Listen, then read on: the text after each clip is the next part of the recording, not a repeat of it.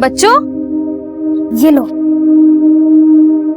ये तुम्हारे लिए, तुम्हारे लिए, तुम्हारे लिए और ये तुम्हारे लिए। इसे खाकर राजा सैनेंद्र जैसे बुद्धिमान बनो। लो हम तोड़ देते हैं।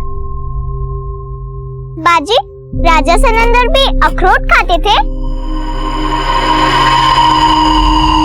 थे नहीं बच्चा, राजा सैनेंद्र आज भी है।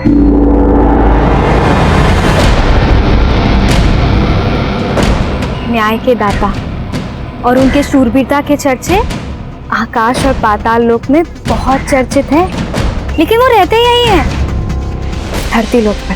धरती लोक पे? पर कहाँ? राजा सैनेंद्र जब गश्त पे निकलते हैं ना, तो सारे दुष्ट कपटी ऐसे थर थर करके कांपते हैं उनसे, जैसे आंधियों पे पेड़ों पत्ते कांपते हैं ना, सर सर सर, एकदम वैसे। और राजा सैनेंद्र के पास जो तलवार है, एक जादुई तलवार है। पर बाजी, राजा सैनेंद्र की जादुई तलवार जादू क्या करती है? राजा सैनेंद्र की जादुई तलवार पापियों के सर गायब करती है।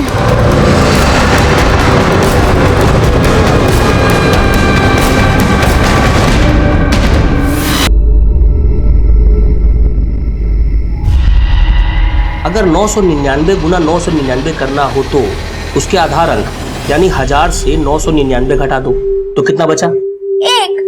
और अब इस 1 को 999 से घटा दो तो कितना बचा? 998। अब इस 1 के आगे 2 जीरो लगाओ तो हुआ 9,98,001। हाँ, इसे कहते हैं वैदिक गणित। न कैलकुलेटर की जरूरत न कॉपी घिसने की, बड़ा बड़ा हिसाब किताब मिनटों में हो जाता है। वाह पापा, ये तो एकदम आसान है। हम आपके जैसे वैदिक गणित की विद्या तो सीख लेंगे, पर उससे पहले हमें आपके जैसे टेम्पो चलाना सीखना है। अरे वो भी सिखा देंगे, लेकिन उसके लिए पहले तुमको 18 साल का होना पड़ेगा। ज्यादा सर पर मत चढ़ाओ इसे, लक्षण ठीक नहीं है इसके। सब ठीक है, तो हमेशा इससे मुंह फुलाए रहती है, पता नहीं कहाँ है। हम मुंह फुलाए रहते हैं मतलब? तो कहाँ है? मुंह तो फुलाए रहती है। पापा रुकिए, मम्मी हमको बस बस हमको मक्खन मत लगाओ, हम तुमको अच्छे से समझते हैं।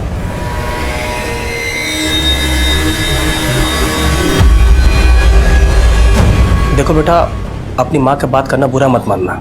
अरे नहीं पापा, अपनी माँ की बात का कोई बुरा थोड़ी मानता है।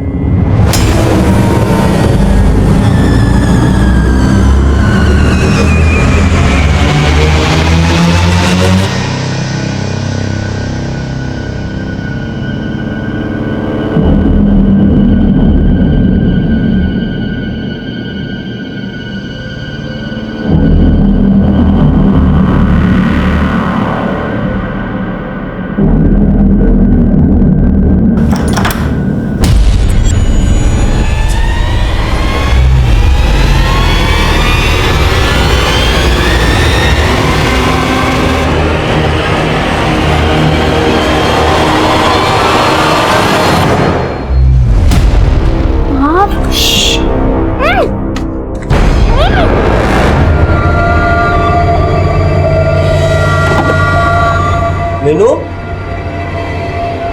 ए मीनू, मीनू, ए मीनू, कौन है? कौन है?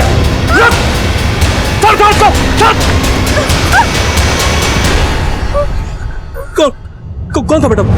अरे मैं कह रही हूँ ना, इसके लक्षण ठीक नहीं है। देखो मुंदेली, तुम बकवास मत करो। बेटा तुम डरो मत, चलो घर।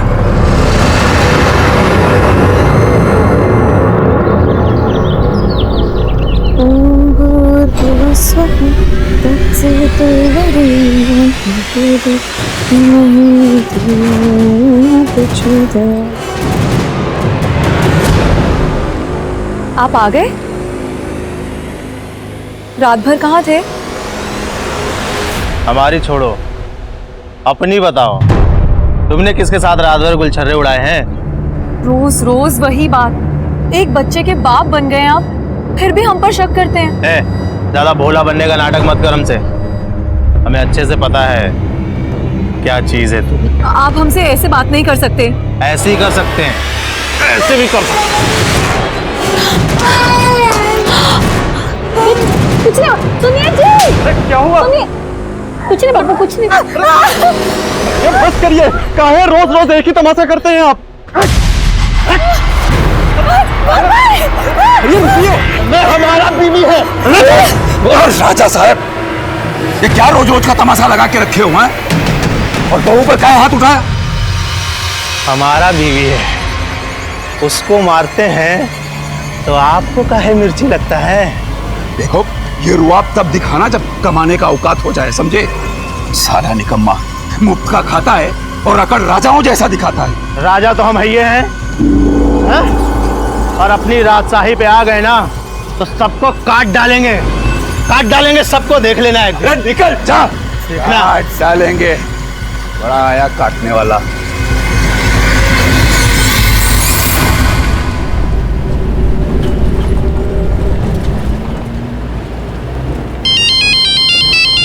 रुको पापा, मैं आपको फोन उठा के देती हूँ।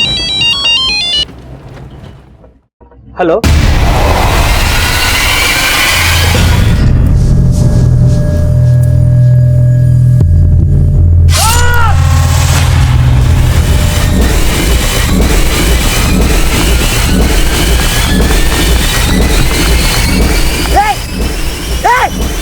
क्या किया ये?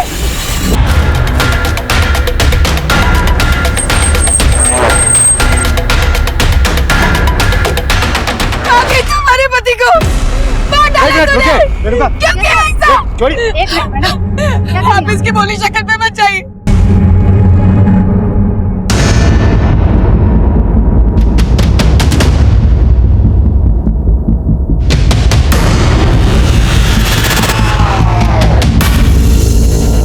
साहब ये रामविलास की लाश है, वो गाड़ी चलाता था साहब, ये टेम्पो भी वही चलाता था साहब। हम लोग वहाँ पर काम कर रहे थे उस तरफ साहब, हम लोगों ने जोर से चीखने की आवाज़ सुनी। हम लोग जब तक यहाँ पर भाग कर आकर देखा तो रामविलास की बॉडी पड़ी हुई थी और उसकी बेटी वहीं बगल में बैठी हुई थी और साहब उसके हाथ में तलवार भी थी। तो रामविलास की बेटी है, आप अपनी ही बेटी पर? सगी नहीं है सर, लेकिन हम सगी की तरह ही पाल रहे थे और उसने हमारे सुहाग को उजाड़ दिया। इतनी छोटी बच्ची एक आदमी पे अटैक करके उसका सर धड़ से अलग कैसे कर सकती है? अब उस लड़की को नहीं जानते सर, ये कांड उसने किसी के साथ मिलके किया होगा। किसके साथ मिलकर? ये आप ही पूछ लीजिए उससे। सर आसपास में कोई भी कटा हुआ सर नहीं मिला है, लेकिन खून की बूंदें काफी लंबे तक हैं। तो लगता है सर को पर्पसली गायब किया गया है। ये लोग बोल रहे हैं कि ये धड़ रामविलास का ही है। इनसे रामविलास का फोटो नहीं हो गया सर। बेटा ये सब जो बोल रहे हैं वो बात सही है? तो बेटा इनका कहना है कि आपने ही अपने पिता को मारा है। देखो बेटा बिल्कुल भी डरो मत, जो भी सच है बस वो बता दो।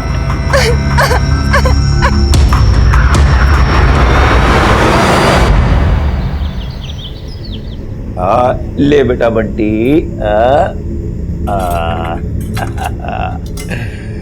थोड़ा और ले बेटा, थोड़ा और खा ले। अरे बंटी बेटा थोड़ा थोड़ा। पापा, वो हमको ना जतिन भैया के साथ रहने में जम नहीं रहा है। संगीता भी पेट से हो गई अब, और हम। अरे वाह नवीन, क्या तारीफ कर रहे थे हमारी, हैं? अरे मुंह काहे घुमा रहे हो, इधर देखो, हम बड़े ताऊ बनने वाले हैं। इतना खुशी का बात हमको बताया ही नहीं, हैं?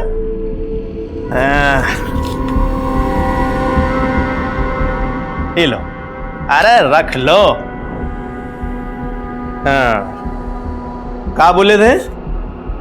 कमा के आओ फिर खाओ। अब हम मुफ्त का नहीं खाएंगे, हैं? कमाएंगे फिर खाएंगे। ये क्या बदतमीजी है? अरे काहे की बदतमीजी। ए भाई, बुढ़ाओ के लिए दूसरा खाना लेके आओ। वैसे भी साला हम तो जूठन खाने के लिए ही पैदा हुए हैं। जूठन खाने के लिए नहीं, खून पीने के लिए पैदा हुए हो राजा साहब, खून पीने के लिए। और हमको क्या बोल कर गए थे? काटने का धमकी देकर गए थे ना। अब ये किसका जेब काट कर आ रहे हो जो इतना पैसा उड़ा रहे हो? मीनू ने हत्या की, नहीं आपने देखा ना गांव के किसी और आदमी ने। कहीं ऐसा तो नहीं है कि सबके साथ मिलकर आप ये कोई कहानी बना रही हो? हम काहे कहानी बनाएंगे साहब? मीनू अगर आपकी और रामविलास की बेटी नहीं है तो फिर किसकी बेटी है? कौन है उसके माँ बाप? कहाँ है उसका घर बार? उसके घर बार का हमको नहीं मालूम, सब रामविलास जी जानते थे। करीब 2 साल पहले उसको लेकर आए थे यहाँ। ये मीनू है, वो हमारे पास क्लीनर नहीं था ना, तो सोचे इसको रख लेते हैं और ये अब यहीं रहेगी। मीनू के बारे में वो हमें कुछ नहीं बताए, वो हमारी सुनते ही नहीं थे। मीनू को इतना लाड से रखते थे कि बाद में अपनी बेटी बना लिया। अरे लाओ रख दो। लो भाई चाय आ गई तुम्हारी।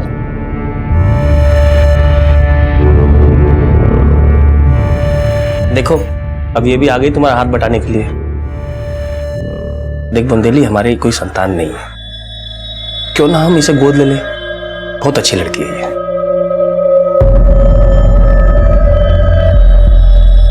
वो लड़की तो हमें शुरू से ही चंट लगती थी। रामविलास जी भोले थे जो उसकी बातों में आ गए।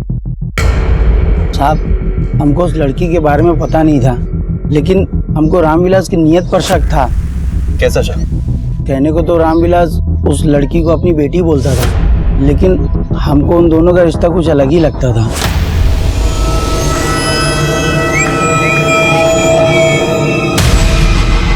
अच्छा, ये रामविलास मीनू को लाया कहाँ से था?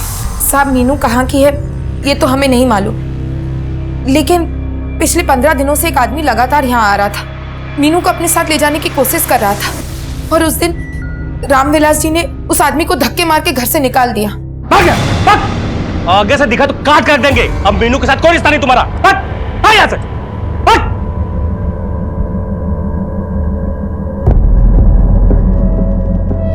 हमने रामविलास जी से उस आदमी के बारे में पूछा तो वो टाल गए।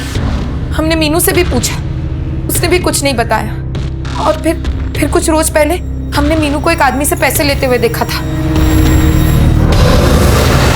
मीनू कौन था वो? वो पापा का जाने वाला था। पापा ने उनका माल पहुंचाया था ना, इसलिए पैसे देने आया था। हमको उस दिन भी शक हुआ था साहब, पर क्या करते, कुछ पक्का नहीं पता था। था कौन ये आदमी? हम शक्ल तो ठीक से नहीं देख पाए साहब। और हाँ, कल रात फिर एक आदमी आया था, मीनू को अपने साथ ले जा रहा था। वो तो हम लोग जाग गए तो वो आदमी भाग गया। ये आदमी कौन था? हम बोले ना साहब, ना रामविलास जी हमें कुछ बताते थे, ना मीनू, ना हम उसकी शक्ल ठीक से देख पाए। जो आदमी मीनू को पैसे दे रहा था, आपने उसकी शक्ल नहीं देखी? और ये जो आदमी कल मीनू को ले जाने की कोशिश कर रहा था, इसकी शक्ल भी नहीं देखी? जिस आदमी को रामविलास ने घर से धक्के देकर बाहर निकाला, उसकी शक्ल तो देखी थी ना आपने? हाँ साहब। इसका स्केच बनवा सकते हैं? कोशिश करते हैं। अड़ोस पड़ोस वाले रामविलास और मीनू के रिश्ते को लेकर शक जता रहे हैं, और रामविलास की पत्नी बोल रही है कि मीनू से मिलने कोई आदमी आता था। ये चक्कर को समझ में नहीं आ रहा है। सर क्या सर वाकई एक छोटी सी बच्ची ने हत्या की होगी? नो कमेंट्स, हमारी जांच चल रही है अभी। लेकिन सर अभी तक रामविलास का कटा हुआ सिर नहीं मिला है। क्या वो लाश वाकई रामविलास की है? अभी इस स्टेज पर कुछ भी कहना जल्दबाजी होगी। जैसे ही हमारी जांच से कुछ पता चलता है, आप लोगों को इत्तला कर दिया जाएगा। Thank you sir. एक बात और सर। Thank you.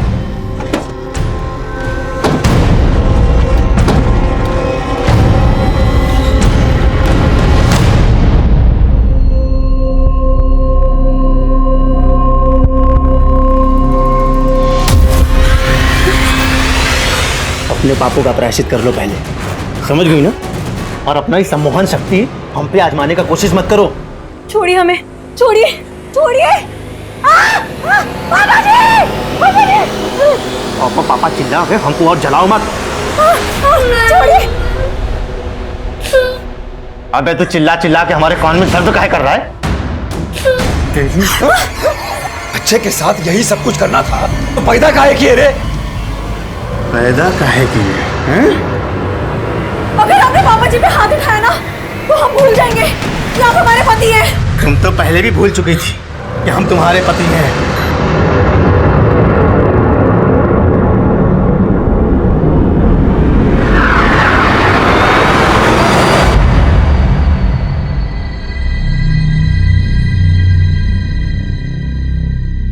बेटा आपको बिल्कुल भी डरने की जरूरत नहीं है।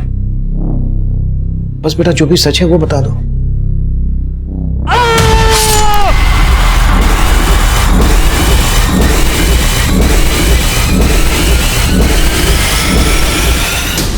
कौन था वो?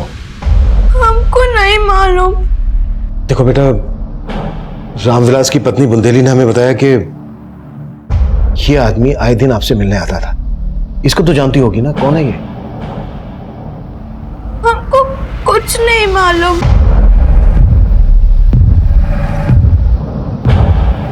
ओके बेटा, कोई बात नहीं।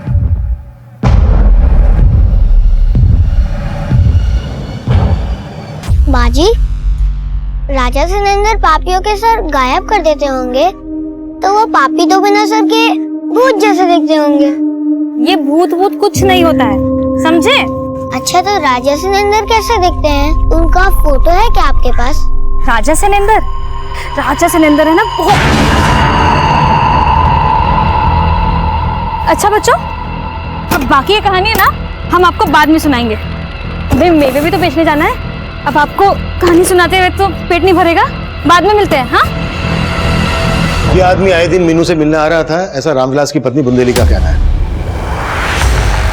और मीनू ने इस आदमी को पहचानने से इनकार कर दिया। मीनू ये भी नहीं बता रही है कि 2 साल पहले तक वो कहाँ थी, रामविलास उसे कहाँ से लेकर आया था। लेकिन हमें इन सभी सवालों के जवाब ढूंढ। मीनू का मेडिकल करवाओ ताकि ये कंफर्म हो सके कि रामविलास का मीनू के साथ वाकई में कोई गलत रिश्ता था या फिर चक्कर कुछ और है। Okay sir. सर मैं मोबाइल नेटवर्क कंपनी में गया था, पता चला कि रामविलास के फोन पे आखिरी कॉल सूरज श्रीवास्तव नाम के आदमी ने किया था, लेकिन उसका नंबर अभी बंद आ रहा है। सूरज श्रीवास्तव? ये सूरज श्रीवास्तव वही तो नहीं है जिसका रामविलास की पत्नी ने स्केड्यूल हुआ है? नहीं sir, mobile network service provider से सूरज की एक फोटो मिली है। सर यह है सूरज श्रीवास्तव और इसका नंबर जिमिया गांव के एड्रेस पर रजिस्टर्ड है। तुरंत इस एड्रेस में जाओ। Sir good.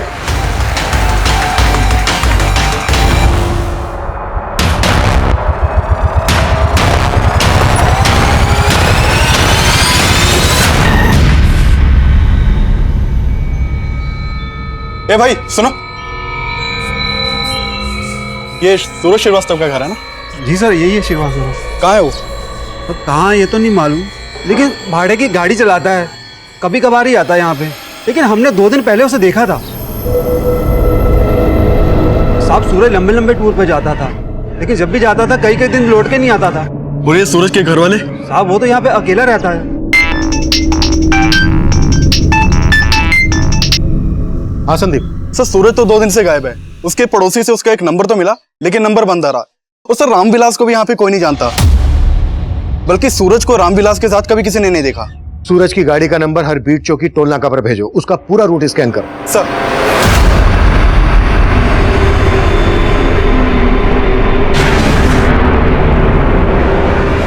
सर, मीनू की मेडिकल रिपोर्ट आ गई है और रिपोर्ट में सामने आया है कि मीनू सेक्सुअली एक्टिव थी। सर ये बयान भी सही हो सकता है कि रामविलास का मीनू से संबंध था। अगर ऐसा है तो फिर यह भी हो सकता है कि रामविलास की पत्नी बुंदेली को इस बारे में सब कुछ पता हो। हाँ संदीप। सर सूरज श्रीवास्तव की सिल्वर की एक जगह खड़ी होने की इंफॉर्मेशन मिली है, मैं वहीं जा रहा हूँ। ठीक है, हम पहुंच रहे हैं।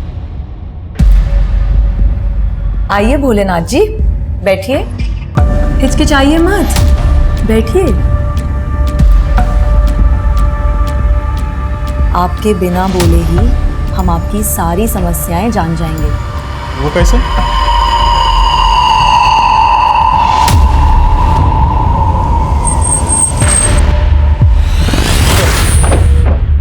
सर ये सूरज श्रीवास्तव की गाड़ी है और यहाँ गाड़ी के नीचे कटा हुआ धड़ मिला है। ये रहा सर। सर यहाँ आसपास कहीं भी कटा हुआ सर नहीं मिला, लेकिन हमारी टीम हर जगह छानबीन कर रही है। बड़े बाहर निकलो। सर वहां एक कटा हुआ सर मिला है। ये देखिए सर। हमने जब उस कटे हुए सर को फॉरेंसिक के लिए भेजा तो सामने आया कि वो कटा हुआ सर ना तो रामविलास झा का था और ना ही सूरज श्रीवास्तव का। वो सर किसी तीसरे ही आदमी का था। काफी तलाश करने के बावजूद हमें ना रामविलास झा का सर मिला, ना सूरज श्रीवास्तव का, लेकिन जल्द ही हमें एक तीसरा धड़ भी मिल गया। वो धड़ उस इकलौते सर का था जो हमें मिला था, लेकिन हम उस तीसरे आदमी की पहचान नहीं कर पा रहे थे। पर तीनों मर्डर का एमओ एक जैसा लग रहा था। रामविलास और सूरज के सर के ना मिलने का राज हमारी समझ में नहीं आ रहा, पर एक के बाद एक 3 हत्याओं ने पूरे इलाके को सकते में डाल दिया। इलेक्ट्रॉनिक और प्रिंट मीडिया में हमें लगातार क्रिटिसाइज किया जा रहा था। सर, इस एरिया में 3 लोगों की सिर काट के हत्या कर दी गई। आखिर कौन है उनका कातिल? हमारी जांच चल रही है। सर, आपकी जांच नतीजे पर कब पहुंचेगी? सर, आपको नहीं लगता कि वो कोई सीरियल किलर है? देखिए, हम हर एंगल पर काम कर रहे हैं और जल्द से जल्द किसी नतीजे पर पहुंचेंगे। Thank you. अच्छा सर, एक बात और। सर जिस आदमी का स्केच रामविलास की बीबी बुंदेली ने बनवाया था उसकी पहचान हो गई है। सर, रामविलास के कॉल रिकॉर्ड में एक राजेश नाम के आदमी का नंबर मिला है।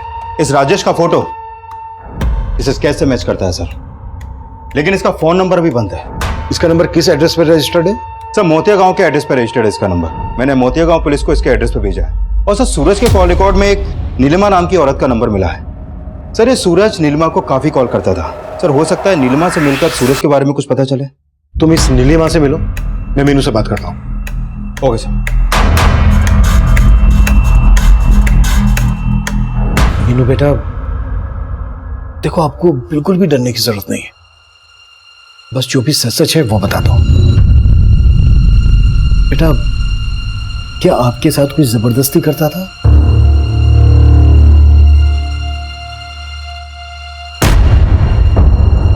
बेटा, क्या आपके साथ जबरदस्ती रामविलास? नहीं, वो मेरे सगे पापा थे।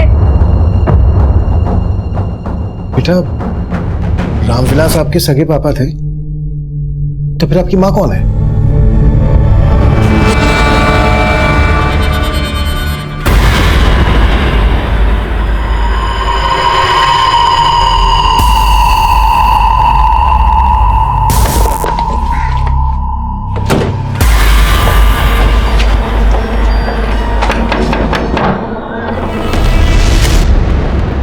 जी सर।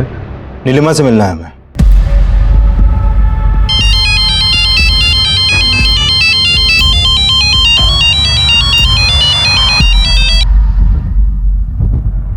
हेलो पापा।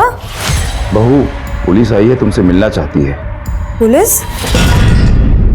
कौन है आपकी माँ? क्या नाम है आपकी माँ का? वंदना।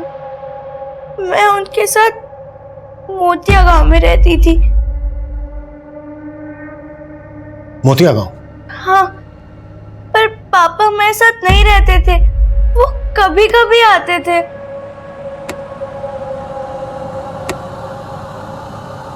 2 साल पहले मेरी माँ गुजर गई। मैं मामा के साथ रहने लगी, लेकिन मेरे मामा मेरे साथ। मीनू बेटा, तो आपके मामा आपके साथ ये गंदा काम करते थे? इसलिए पापा मुझे यहाँ ले आए और उन्होंने बोला। बेटा, हम आपसे एक बात बताना चाहते हैं। वंदना तुम्हारी माँ हमारी पहली पत्नी थी। बेटा, हम जानते हैं तुमको बुरा लग रहा होगा, लेकिन बेटा हम अपनी गलती सुधारना चाहते हैं। अब से तुम हमारे साथ ही रहोगे बेटा, हमेशा। पापा ने बोला समय आएगा तो वो मेरी सौतेली माँ को सब बता देंगी। लेकिन बेटा, आपकी सौतेली माँ बुंदेली ने आप पर रामविलास की हत्या का आरोप लगाया है। ये सब झूठ है। लेकिन बेटा, ये तो झूठ नहीं है ना। ये आदमी आपसे मिलने आता था। बोलो, कौन है ये? ये मेरे मामा है और यही आकर मुझे ले जाने की कोशिश करते थे।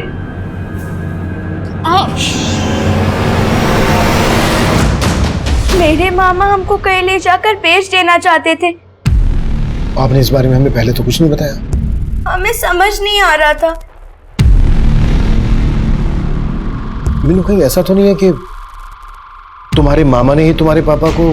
नहीं, वो कोई और था। कौन था वो? हमको नहीं मालूम। सर मीनू, एक मिनट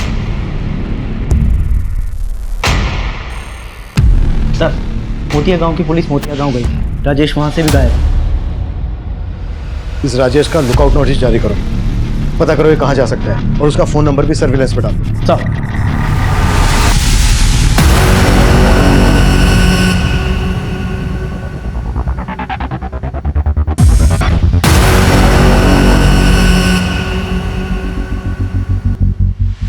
इतना टाइम हो गया, नीलिमा आई क्यों नहीं अभी तक? 20 मिनट में आएगी ऐसा बोला था, आ जाएगी साहब। पर आप लोग कुछ बता क्यों नहीं रहे? संदीप, फोन लगाओ नीलिमा को। सर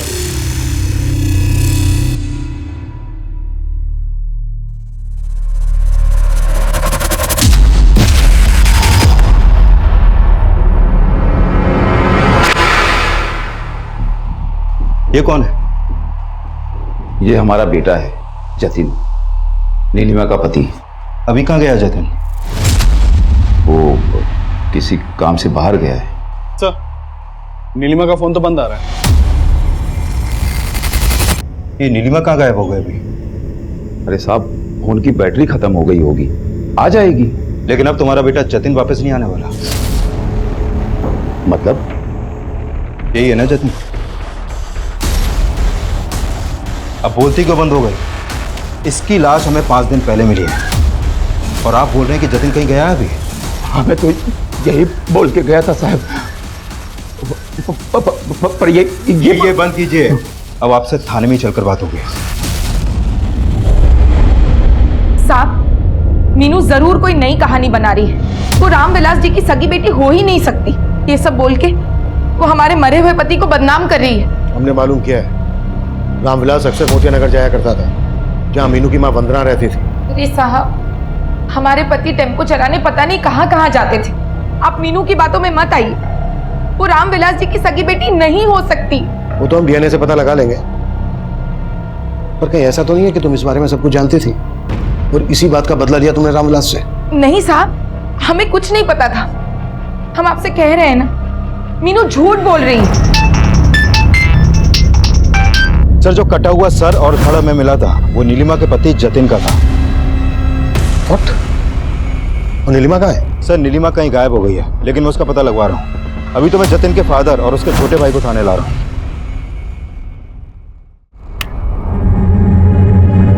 एक एक करके राजा सैनेंद्र ने कई सारे पापियों का संहार कर दिया। संहार कर दिया मतलब? संहार यानी उस दिन बताया था ना, राजा सैनेंद्र है ना, पापियों को मृत्यु लोक पहुंचा देते थे। मृत्यु लोक? ये कहाँ होता है? मृत्यु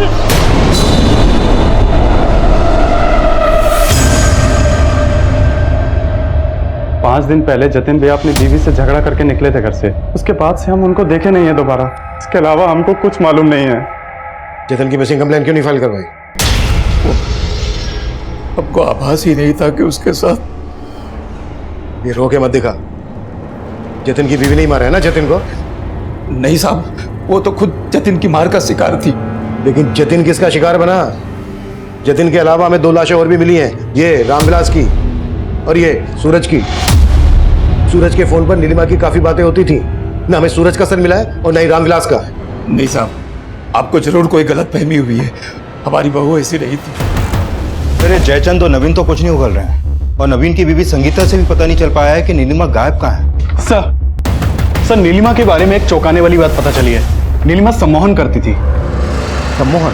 जी सर, और नीलिमा के ज्यादातर क्लाइंट्स मेल थे। सर, रामविलास नीलिमा का क्लाइंट था या नहीं ये तो कंफर्म नहीं हो पाया, लेकिन सूरज श्रीवास्तव नीलिमा का ही क्लाइंट था। सर, कहीं ये नीलिमा सर गायब करके वाकई में कोई तंत्र मंत्र तो नहीं करती?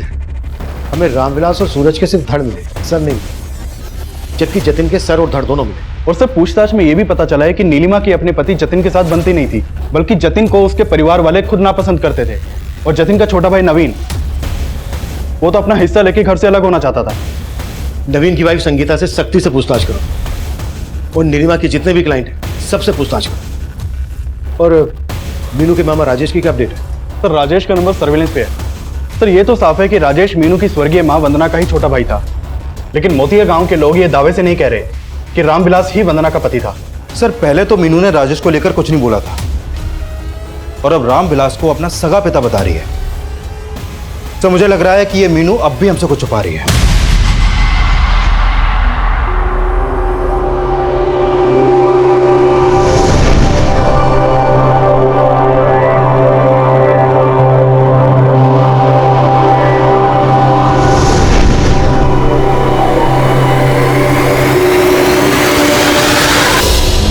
नीलिमा ने आखिरी फोन आपको किया था। अब ये बताओ नीलिमा कहाँ है? वो सर, हम उसको अपने घर का वास्तु ठीक करने के लिए कह रहे थे बस।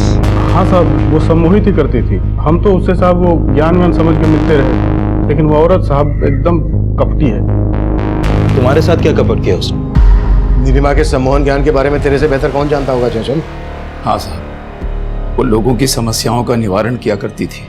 उनके कपड़े उतार के, और उसके बाद उनके सर धड़ से अलग कर देती थी। यही साहब, आपको जरूर कोई गलतफहमी हुई है, किसी ने कान भरे हैं आपके। पता है तेरी छोटी बहू संगीता ने इस बारे में क्या कहा है? साहब मुझे नहीं पता उन्होंने क्या किया, लेकिन जेठ जी को लगता था कि उनका बच्चा उनका नहीं है। मतलब कि उनको शक था कि नीलिमा का हमारे ससुर जी के साथ। नहीं साहब, वो झूठ बोल रही है। अब तो हम दावे के साथ कह सकते हैं कि नवीन ने ही जतिन को मारा है, और अब वो हमें फंसा रही है। दरअसल वो दोनों अपना हिस्सा लेकर अलग होना चाहते थे, और हमने उन्हें अलग नहीं होने दिया, इसलिए अब वो हमें अंदर करवाने की चाल सोच रहे हैं। जशन, नीलिमा के बेटे का डीएनए हम तेरे डीएनए से मैच करवाएं, इसलिए बोल रहा हूँ जो भी सच है बता दे, बाद में बहुत तकलीफ होगी तुझे। उसका बेटा तेरा ही है ना? हाँ जी, लेकिन साहब। अब सफाई मत दे। नीलिमा ने रामविलास का सर गायब किया, सूरज का सर गायब किया, जतिन को मारा। ये बोल, इस सब में तू भी उसके साथ शामिल है ना? नहीं साहब, बिल्कुल नहीं। नीलिमा कहाँ है ये बोल। हमको नहीं मालूम साहब।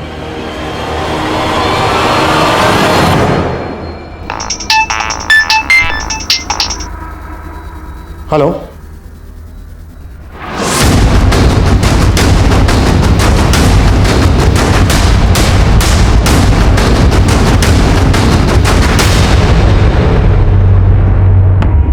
सर नीलिमा का फोन इसी एरिया में बंद हुआ था।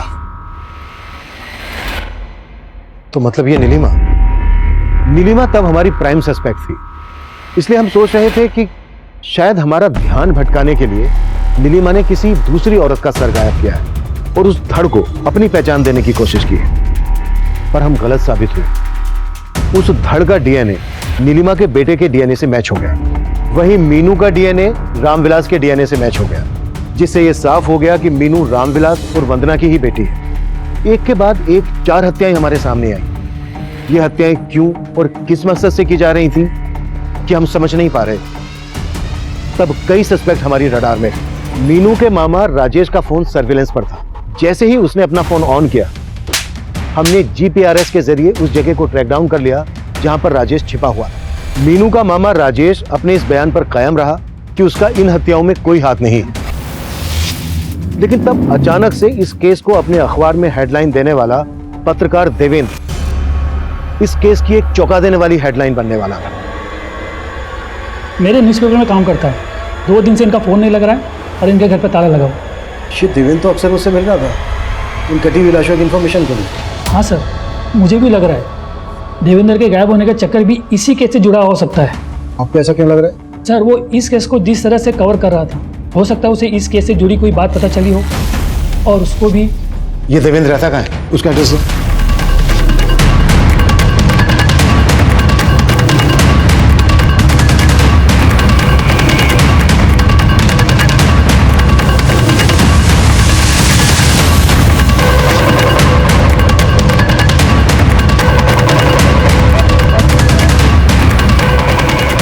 सर अंदर एक फाइल मिली है, इसमें कई सारे लोगों के फोटोज हैं और उनके नाम भी लिखे हुए हैं।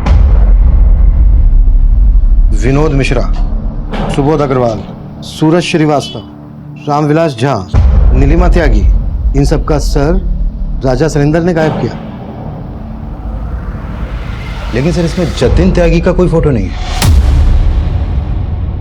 और इसमें जो बाकी के फोटो हैं जिनको हम नहीं जानते, ये लोग कौन हैं? और ये फाइलें देवेंद्र के यहाँ क्या कर रही हैं? और सर ये राजा सैनेंदर। और इसमें यह भी लिखा है कि राजा सैनेंदर कलयुग का एक राजा है। कहीं ऐसा तो नहीं है कि ये राजा सैनेंद्र देवेंद्र की स्प्लिट पर्सनालिटी है? इस देवेंद्र के बारे में सब कुछ पता करो, और जो बाकी के फोटोग्राफ इस फाइल में हैं जिन्हें हम नहीं जानते, ये फाइल और ये डायरी एडिटर को दिखाओ और पता करो ये लोग कौन है। Okay sir.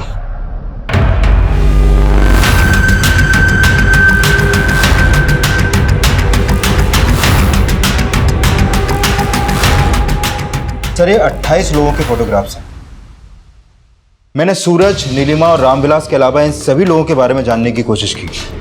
सर इनमें से 13 लोगों की मिसिंग कंप्लेंट सिवान जिले के अलग अलग थाने में दर्ज हुई थी, और बाकी के बारे में कोई इन्फॉर्मेशन नहीं है सर।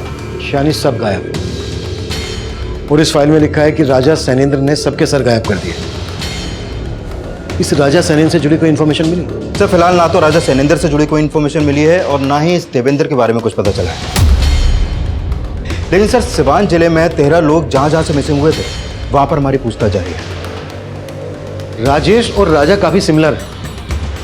कहीं ऐसा तो नहीं है कि राजा राजेश का निकनेम है और देवेंद्र का भी इसके साथ कोई कनेक्शन है? साहब हम सच कह रहे हैं, हम किसी देवेंद्र को नहीं जानते, और ये राजा वाजा निकनेम हमारा नहीं है। हेलो,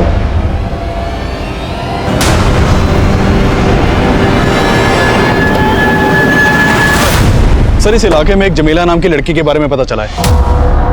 वो यहाँ गली गली घूम के मेवे बेचा करती है, और सर वो गली मोहल्ले के बच्चों को राजा सैनेंद्र की कहानियां सुनाया करती है। वो गली मोहल्ले बच्चों को मैंने यहाँ इकट्ठा कर लिया है। अंकल, जमीला बाजी कहती थी कि राजा सैनेंद्र यहीं कहीं धरती लोक पर रहते हैं और वो पापियों को मृत्यु लोक में पहुंचा देते हैं।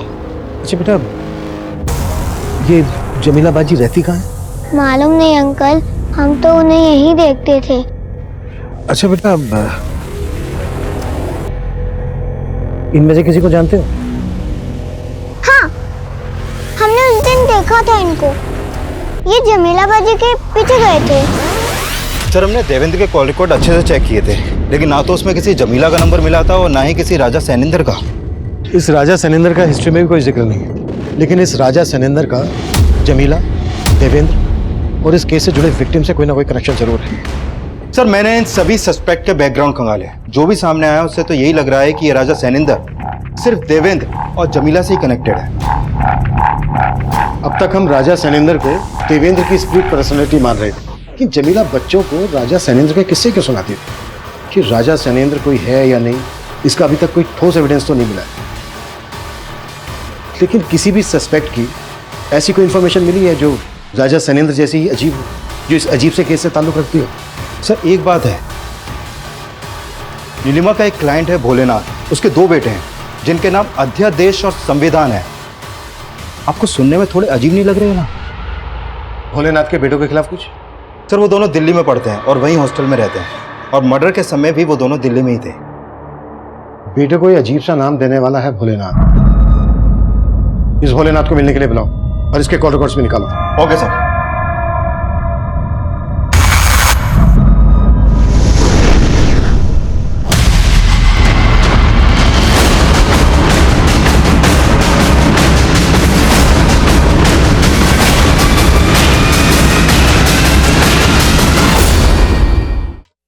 ये जानता है इसको? हाँ साहब, ये मेवे बेचा करती है। जमीला का पति भी था, सलीम। हमें पता चला है राजा सैनेंद्र ने इसका सर गायब कर दिया था। राजा सैनेंद्र? नहीं जानता, पर सलीम को तो जानता होगा। तेरे कॉल रिकॉर्ड्स में नंबर मिला है हमें इसका। हाँ साहब, ये कुछ महीनों पहले मुलाकात हुई थी इससे। और ये पत्रकार देवेंद्र, इसको भी जानता होगा। साहब ये सब आप मुझसे क्यों पूछ रहे हैं साहब? सुमित, नहीं रुकिए, बताते हैं। भूख लगी है, पहले दाल पिलाइए।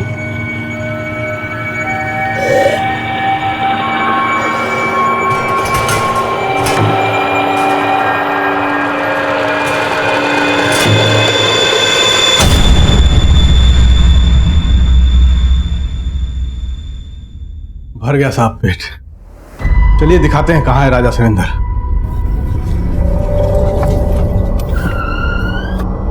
आइए हम आपको दिखाते हैं साहब, आइए। ये देखिए राजा सैनेंद्र का पहला इंसाफ। बहुत ज्ञानी आदमी था साहब। और भी हैं साहब यहाँ पे, सूरज अग्रवाल, नीलिमा त्यागी, सब मिला के साहब यहाँ पे 30 खोपड़ियाँ हैं। कुछ तो बाहर भी हैं साहब, आइए हम आपको दिखाते हैं। ये देखिए, ये देखिए, ये देख रहे हैं, एक इधर लटक रही है। यहाँ बहुत है, ढेर सारे हैं। इन सब का ये हाल राजा सनिंदर ने किया है। तो तू है राजा सनिंदर? हाँ साहब, जब हम बच्चे थे ना तो सब बोलते थे हम मंदबुद्धि हैं। मतलब जवानी तक हम सुनते रहे सबको। और वो विनोद मिश्रा साला जहां देखे हमको बेइज्जत करे, हर जगह नीचा दिखाता रहे। एक दिन उसका गला ही काट दिया हम। और वो सूरज बहुत सियाना था, वो उसका चालाक खोपड़ी देख के साहब हम ठान लिए अब अगला मगज हमको रामविलास चाहिए। साला बहुत तगड़ा वैदिक गणित जानता था। तो सूरज का फोन से हम उसको कॉल किए। वो साला हमारा इंतजार कर रहा था और हम उसका सर काट के ले गए। तो मोहन ज्ञानी, नीलिमा बहुत प्रभावित थे साहब उसके ज्ञान से भी। तेरी ये कहानियां जमीला बच्चों को क्यों सुनाती थी? और तेरी इन कहानियों की डायरी और फाइल देवेंद्र के घर क्यों मिली? सूरज से पहले हम 25 लोगों का सर अलग कर चुके थे, पर कोई हमारे प्रताप को जानता ही नहीं था। तो हमने सोचा साहब हमारा चर्चा होना चाहिए। तो जमीला का पति सलीम वो नीलिमा के सम्मोहन में आके वो जमीला से बेवफाई करने लगा। वो जो बच्चों को कहानियां सुनाती थी ना साहब, राजा सनिंदर की, वो हम ही था। सोचे थे कभी किताब में छपवाएंगे। साला वो देवेंद्र जमीला के पीछे पड़ गया था। मुझे तुमसे कुछ राजा शैलेंद्र के बारे में बात करनी है। लेकिन हमें आपसे कोई बात नहीं करनी। उसको शक हो गया था साहब हम पे। अब इससे पहले कि वो हमारा चिट्ठा खोलता, हम उसका सर भी गायब कर दिए और धड़ दिए। जमीला कहाँ है? हाँ, वो उसको छोड़ते तो हम फंसते, तो देवेंद्र के साथ उसको भी हम गायब कर दिए। जतिन त्यागी, उसको भी हम ही ने मारा। साला उधार लिया था हमसे, दे ही नहीं रहा था तो मार दिया। उसके मगज का सुख हमारे किस काम का? इसलिए आपको उसका सर भी मिल गया और धड़ भी कर दिया उसका भी इंसाफ। अब तेरा इंसाफ भी होगा। भोलेनाथ उर्फ राजा सनिंदर एक ऐसा मुजरिम है जिसकी मानसिकता को लेकर कई मनोवैज्ञानिक रिसर्च कर रहे हैं, लेकिन जब उसकी मेडिकल जांच करवाई गई तो यही सामने आया कि उसकी मानसिक हालत एकदम ठीक है, वो नॉर्मल है। कोर्ट ने इस केस को रेयर ऑफ द रेयरेस्ट माना और भोलेनाथ उर्फ राजा सनिंदर को उम्र कैद की सजा सुनाई। अब मैं सीनियर इंस्पेक्टर अभिमन्यु जिंदल आप लोगों से विदा लेता हूं। आपसे फिर मुलाकात होगी एक नए केस के साथ। स्वस्थ रहिए, सतर्क रहिए और देखते रहिए क्राइम पेट्रोल 10 तक। मकसद बताना नहीं, बचाना है।